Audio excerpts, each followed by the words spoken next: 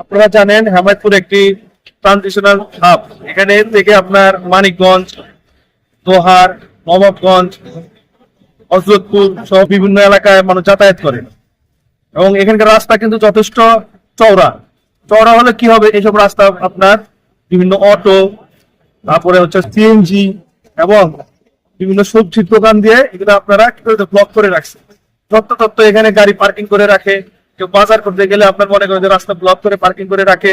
এদেরকে বারবার বলার পরেও এটা কি করছে না, সাবধান হচ্ছে না এবং মানুষের ভোগান্তি সৃষ্টি করছে।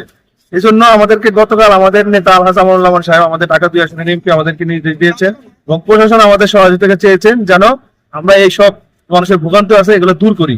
এখানে আমরা এসেছি, এখানে আপনারা দেখেন যে রাস্তার মধ্যে কিভাবে আপনার পানি জমে আছে, সবজি উচ্ছিষ্ট ফেলে রাখছে। ওদেরকে বলার পরে তারা সরাচ্ছে না। এই জন্য আমরা তাদেরকে বাধ্য করছি যেন তারা এগুলো নিজ দায়িত্বে সরাই ফেলে।